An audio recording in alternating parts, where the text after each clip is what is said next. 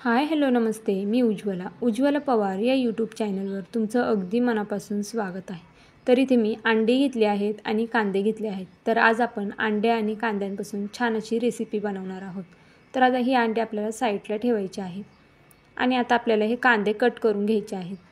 तर आता मी कांद्यांची साल काढून घेतली आहे आणि आता आपल्याला या पद्धतीने कांदे कट करायचे आहेत. चॅनलवर नवीन असाल तर प्लीज एक लाईक एक सबस्क्राईब नक्कीच करा. नवीन यूट्यूबरसाठी तुमचं एक लाईक एक सबस्क्राईब खरंच खूप लाख मोलाचं असतं. तर पाहू शकता व्हिडिओमध्ये दाखवते या पद्धतीने आपल्याला हे कांदे कट करून घ्यायचे आहेत. थोडे मोठे मोठे कट केले तरीसुद्धा चालणार आहे.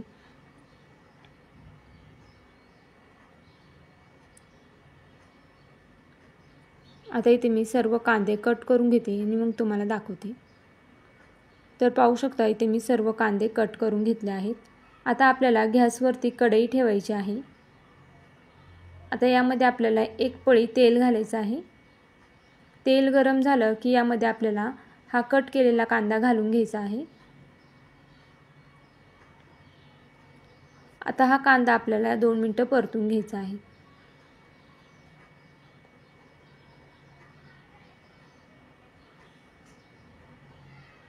आता कांदा 2 मिनिटं परतला की यामध्ये आपल्याला लसूण घालायचं आहे.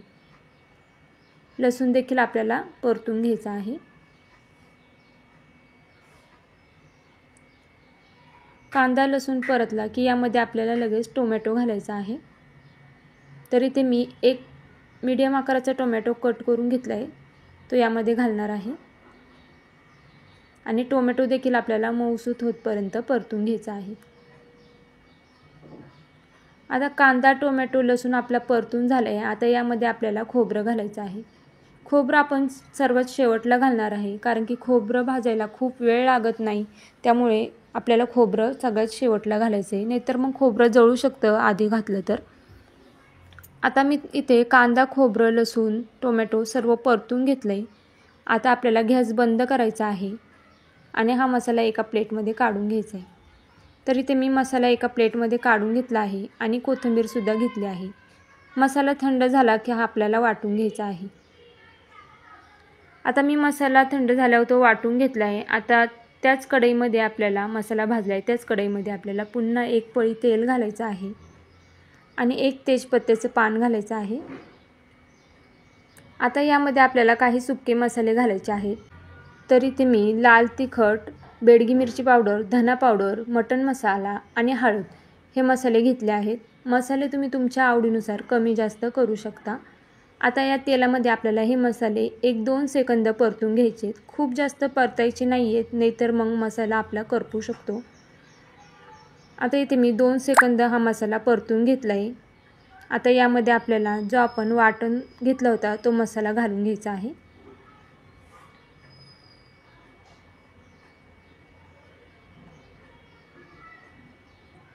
तर इथे मी पाण्याचा थोडासा वापर करून हे वाटण वाटून घेतलं होतं. आता हा मसाला देखील आपल्याला या मसाल्यांसोबत एक 5 मिनिटं छान परतून घ्यायचा आहे. मसाला तेलामध्ये चांगला परतला की आपल्या भाजीला तरी देखील खूप छान येते आणि भाजीची चवसुद्धा आणखीन वाढते.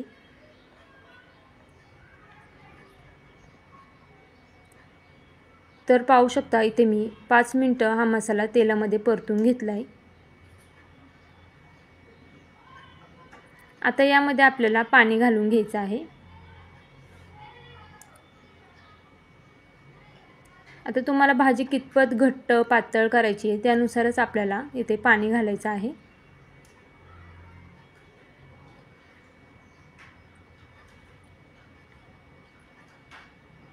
तर पाहू शकता इथे मी पाणी घालून घेतलं आहे आणि खूप जास्त मी पातळ करणार नाही आहे भाजी, थोडी अशी घट्टसरच ठेवणार आहे आणि आणखीन भाजी नंतर उकळल्यानंतर ते आणखीन घट्ट होणार आहे.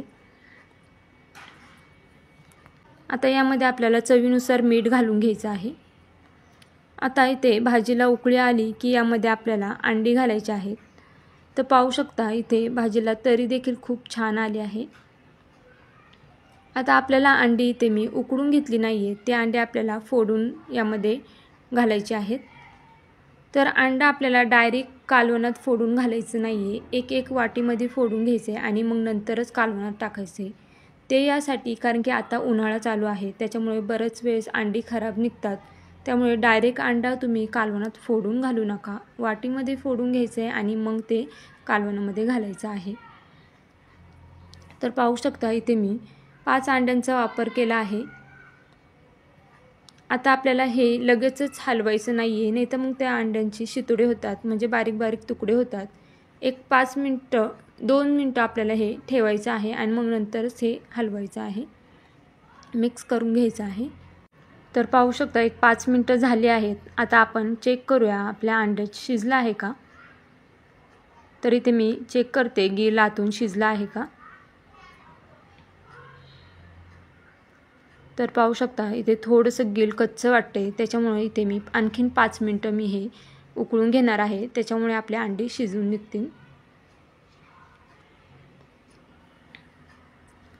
तर इथे आणखीन मी 5 मिनटं हे उकळून घेतलं आहे भाजी.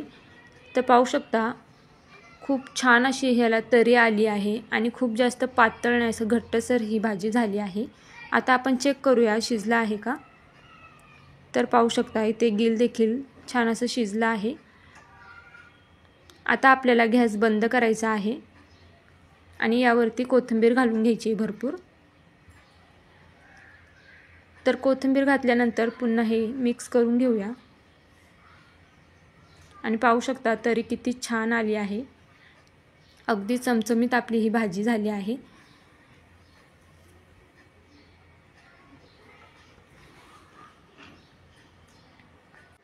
तर कशी वाटली तुम्हाला माझी आजची ही रेसिपी हे मला कमेंट करून नक्कीच सांगा. चॅनलवर नवीन असाल तर प्लीज एक लाईक एक सबस्क्राईब नक्कीच करा. त्याचबरोबर तुम्ही माझे व्हिडिओ कुठून पाहताय हे देखील कमेंट करून सांगायला विसरू नका. तर भेटूया उद्या एक अशाच नवीन रेसिपीसोबत. तोपर्यंत सर्वांनी काळजी घ्या. बाय.